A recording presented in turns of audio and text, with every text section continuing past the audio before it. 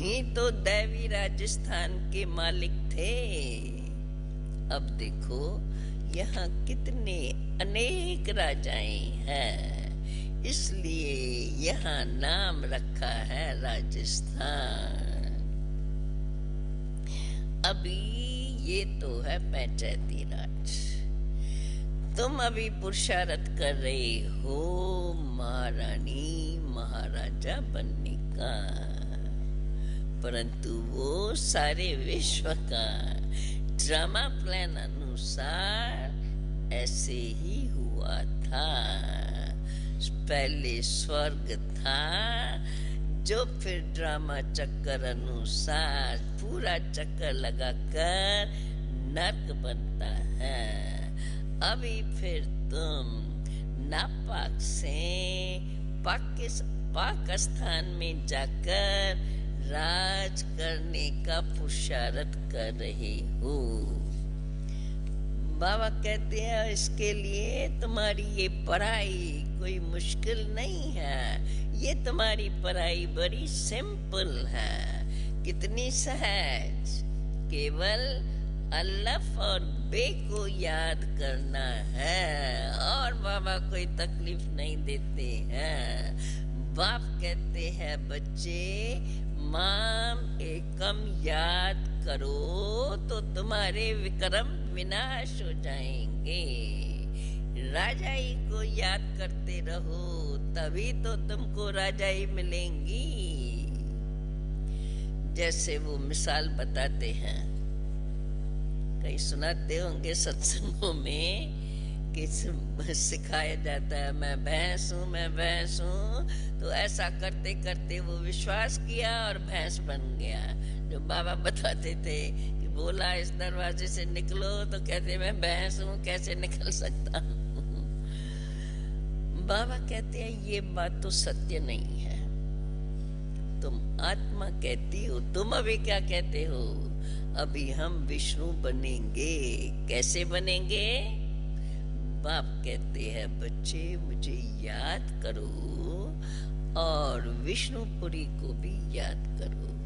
प्रवृत्ति मार्ग होने के कारण विष्णु के चित्र की निशानी दी है। चित्रों में भी ऐसे ऐसे बनाते हैं कंबाइंड विष्णु का रूप। बाबा ने राज समझाया है, वहाँ की ऐसी रस्म रवाज है।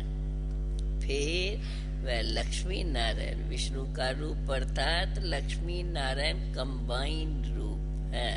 प्रवृत्ति मार्ग होने के कारण तो राजाओं के चित्र मना वहाँ राजाई में भी पीछे से ये विष्णु का चित्र निशानी रहती है।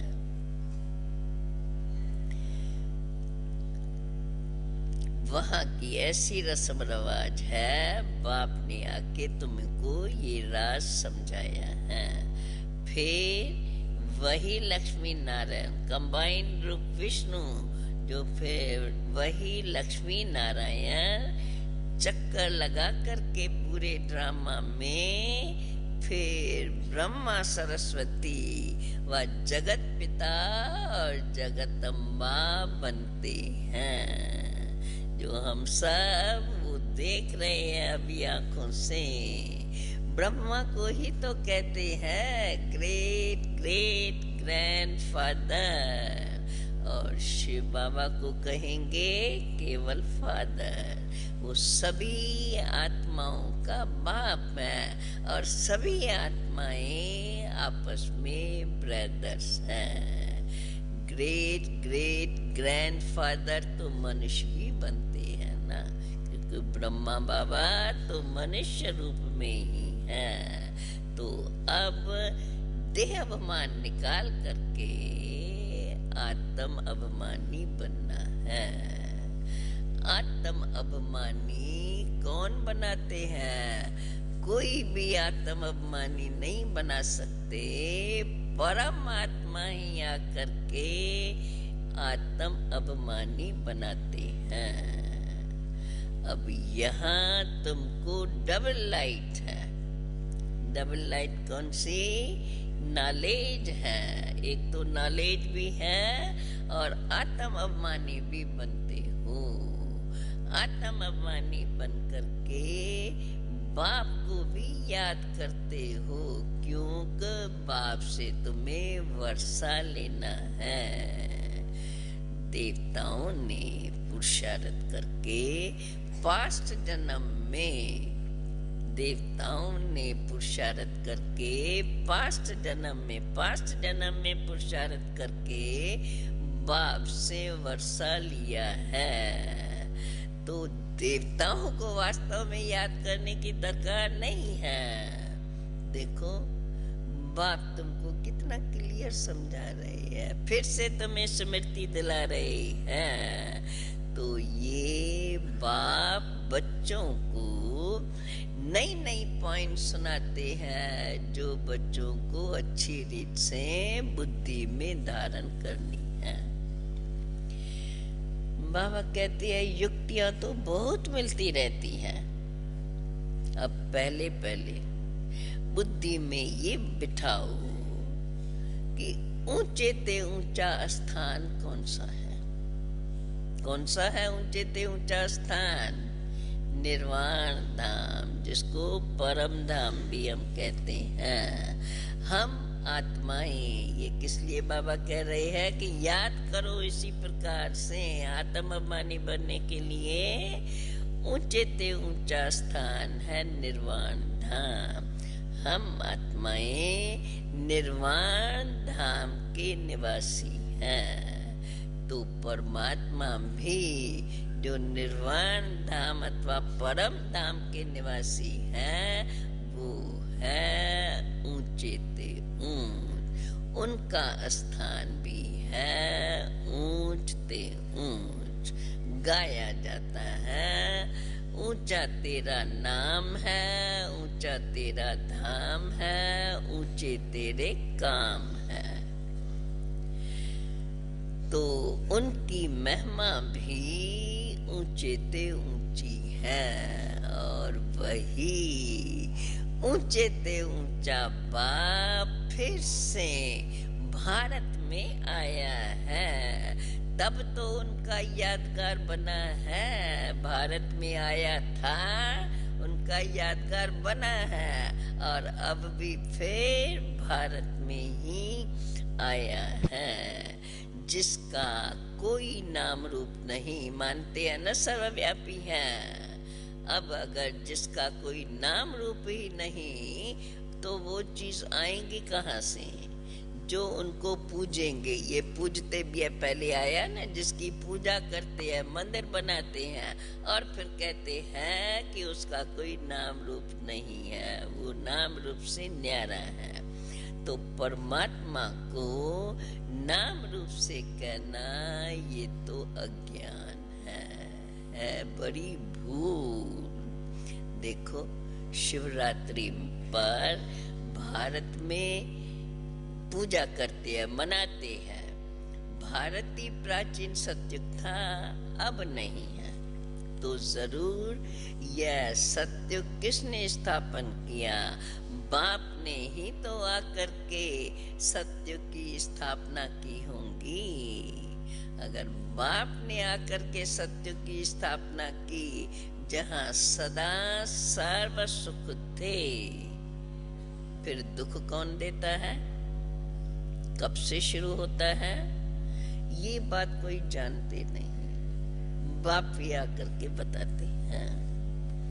बाप बैठ करके तुम बच्चों को समझाते हैं। अब वो 21 पीढ़ी का फिर से बाप में क्यों समझा रहे हैं? फिर से अब वही 21 पीढ़ी का बेहद का वर्षा देने के लिए बाप कहते हैं मैं आया हूँ।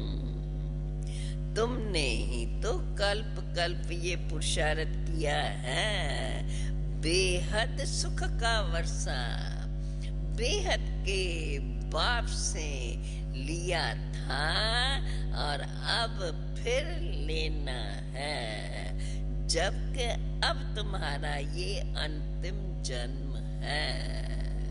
तो बाबा कहते हैं बच्चे, जब है ही तुम्हारा अंतिम जन्म, तो क्यों नहीं पवित्र बन करके भविष्य के लिए ये पूरा पूरा वर्षा लेना चाहिए। भगत भगवान तो याद करते, भगवान को याद तो करते हैं। याद क्यों करते हैं? जरूर है भगवान से इतना सुख मिला है ना, तो तभी भगत भगवान को याद करते हैं। फिर ये खुद नहीं जानते हैं कि हम क्यों याद करते हैं, कह देते हैं हमें आकर के फिर से सुख दो। तो बाबा बताते हैं इसलिए सुख मिला था, इसलिए ही तो याद करते आते हैं।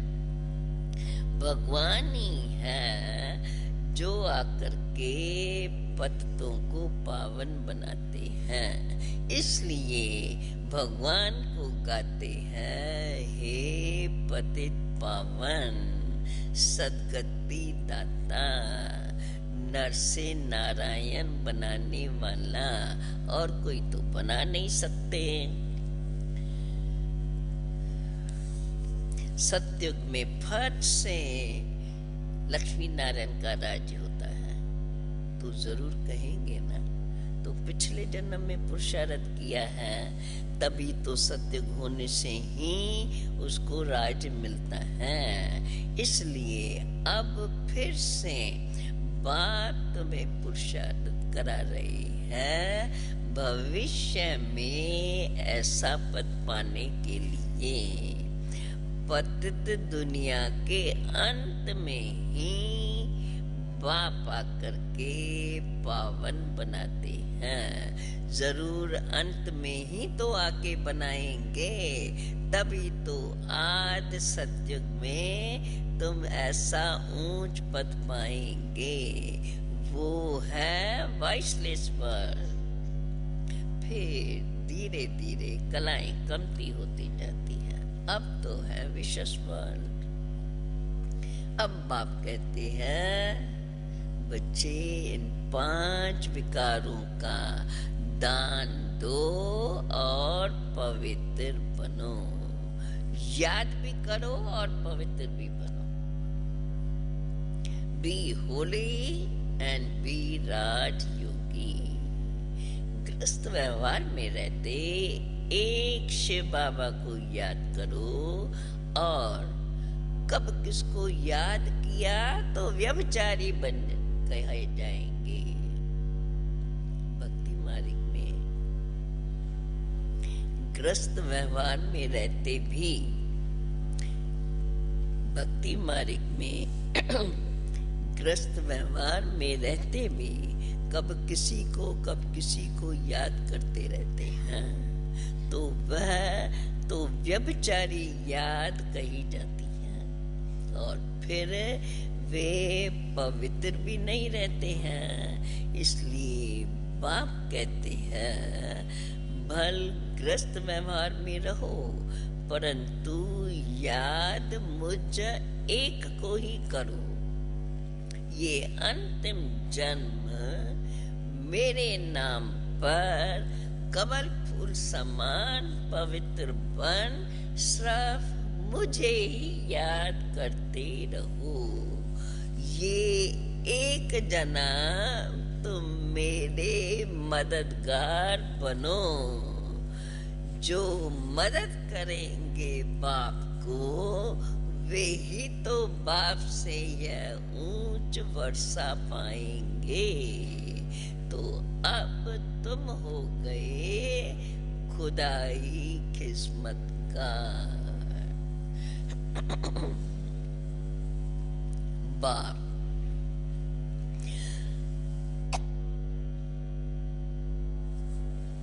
बाप भारत की स्वयं ही आकर के खिदमत करते हैं ना। बाप कहते हैं बच्चे, मैं आया ही हूँ तुमको लायक बनाने के लिए। इसलिए अब तुमको लायक जरूर बनना है। इसके लिए गुण भी तो जरूर चाहिए। यहाँ ही गुणवान बनना है, तब ही फिर 21 जन्मों के लिए देवता बनकर के राज करेंगे।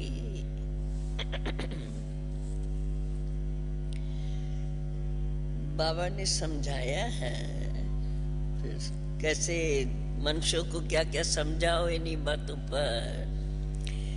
बाबा ने समझाया है, कृष्ण का चित्र बड़ा अच्छा है। कौन से कृष्ण के चित्र के लिए बाबा ने बोला होगा? जो एक हाथ में स्वर्ग है और नरक को लात है। भारत में ये कायदा है। कौन सा? हाथ में स्वर्ग है और ये पांव लात के तरफ, लात नरक के तरफ है। कौन सा भारत में कायदा है? जिसका ये बाबा कहते हैं उसका ही ये समझो यादगार है। कोई मरता है तो पहले जब ले जाते हैं तो शहर के तरफ मुंह होता है, मुर्दा ले जाते हैं ना, तो फिर शहर के तरफ मुंह होते हैं। हैदराबाद में तो वो नजर आता था देखने में, जब शमशान के नजदीक आते हैं तो मुंह फिरा करके शमशान के तरफ करते हैं। बाबा कहते तुम बच्चे तो अभी जीते जी जाने के लिए तैयार हैं, तो अभी तुम मुंह फिराकर शमशान के तरफ जाते। मना अभी अपना सारा बुद्धि योग इस पुरानी दुनिया से हटाकर याद करो, अभी हम जीते जी जाने के लिए तैयार हो रहे हैं। इसलिए अभी तुम्हारा मुंह अर्थात सदा में उसकी याद बनी रहे। किसकी? नई दुनिया के तरफ सदा तुम्हारा मुंह होना चाहिए। याद रहे अभी हमें जाना है सुख धाम वाया शांति धाम। ये है सारी बेहद की बात। अभी तुम पुरानी दुनिया को लात मार रहे हो, नई दुनिया में जा रहे हो। इसलिए बाप कहते हैं बच्चे दुख धाम को तो भूलना ही पड़ेगा और सुख धाम और शांति धाम को ही याद करना है। भल अभी रहे पड़े हो दुख धाम में, परंतु याद करो ये है अव्यभिचारी योग। ऐसा अव्यभिचारी योग चाहिए, एक बाप दूसरा न कोई। बाबा कहते हैं बच्चे समझानी तो बहुत अच्छी अच्छी मिलती है। देखो अर्जुन जो शास्त्रों में, अर्जुन बहुत शास्त्र पढ़ा हुआ था, उनको भी कहा ये सब कुछ भूल जाओ। और पढ़ाने वालों को भी भूल जाओ। बाप भी तुम्हें ऐसे ही कहते हैं, अभी जो कुछ अब तक सुना है वो सब भूल जाओ। हम तुमको सभी, बाप कहते हैं मैं तुमको सभी शास्त्रों का सार समझाता हूँ और तुम्हें सचखंड के लिए मालिक बनाता हूँ। वे तो तुम्हें झूठ खंड के मालिक बनाते हैं। बाप कहते हैं अभी तुम जज करो, हम राइट है या वो तुम्हारे मामे चाचे शास्त्रवादी आदि राइट है। वो लड़ाई हद की है, तुम्हारी तो है बेहद की लड़ाई। महाभारत की लड़ाई दिखाते हैं तो ये जो लड़ाई आपस में लड़ते हैं वो लड़ाई हद की है। ये तो तुम्हारी है बेहद की लड़ाई, जिससे तुम बेहद की राजाई लेते हो। बाप कहते हैं अब बेहद की राजाई लेने के लिए विकार अभी दान में दे दो।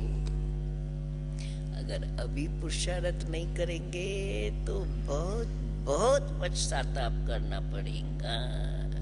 इसलिए बाबा कहते बच्चे अभी गफलत नहीं करो, सर्विस में लग जाओ, कल्याणकारी बनो। इस कलयुग में तो महान दुख है, अभी भी और बहुत दुख के पहाड़ गिरने वाले हैं। इसलिए अभी से सावधान हो जाओ, फिर तो सतयुग में सोने के पहाड़ खिले हुए रहेंगे, वही तुम देखते रहेंगे। इसलिए अभी दुख के पहाड़ कुछ गिर रहे हैं, चल रहा है दुख में, और जास्ती गिरने वाले हैं। इसलिए अब दुख धाम को भूल जाओ और सुख धाम को याद करते रहो। इसलिए एक बाप को याद करो और सबकी याद भूल जाओ। अच्छा अच्छा, मीठे मीठे सिकील दे बच्चों प्रेत, मात पिता बाप दादा का याद प्यार और गुड मॉर्निंग। रूहानी बाप की रूहानी बच्चों को नमस्ते, रूहानी बच्चों की रूहानी बाप को नमस्ते। फिर से टोटल मुरली का सार हम लोगों ने भी सुनी और हम भी अपने बुद्धि में टोटल धारणा की मुख्य बातें याद करें। मुरली में लिखी गई है, अल्लाह और बे को याद करने की सिंपल पढ़ाई पढ़नी और पढ़ानी है। बाबा कहते कितनी सहज सहज करके पढ़ाते हैं। अल्लाह और बे की को याद करने की सिंपल पढ़ाई पढ़नी और पढ़ानी है। अव्यभिचारी याद में रहना है, इस झूठ खंड को बुद्धि से भूल जाना है। दूसरी पॉइंट, खुदाई खिदमतगार बनकर भारत को नापाक से पाक, पाक नापाक से पाक अर्थात पतित से पावन बनाने की सेवा करनी है। बाप का अब पूरा पूरा मददगार बनना है। आज का वरदान, योग के प्रयोग द्वारा, योग के प्रयोग द्वारा हर खजाने को बढ़ाने वाले सफल तपस्वी भव। बाप द्वारा प्राप्त हुए सभी खजाने पर योग का प्रयोग करो। खजानों का खर्च कम हो और प्राप्ति अधिक हो, यही है प्रयोग। जैसे समय और संकल्प श्रेष्ठ खजाने हैं, स्पष्ट बाबा ने किया है। जैसे समय और संकल्प श्रेष्ठ खजाने हैं, तो संकल्प का खर्च कम हो लेकिन प्राप्ति ज्यादा हो। जो साधारण व्यक्ति 2-4 मिनट सोचने के बाद सफलता प्राप्त करते हैं, वो आप 1-2 सेकंड में कर लो। सोच इतना क्विक, कम समय कम संकल्प में रिजल्ट ज्यादा हो, तब कहेंगे योग का प्रयोग करने वाले सफल तपस्वी। स्लोगन: अपने आदि अनादि संस्कार स्वभाव को, अपने आदि अनादि संस्कार स्वभाव को स्मृति में रखकर सदा अचल अडोल रहो। सदा अचल अडोल रहो। ओम शांति शांति शांति।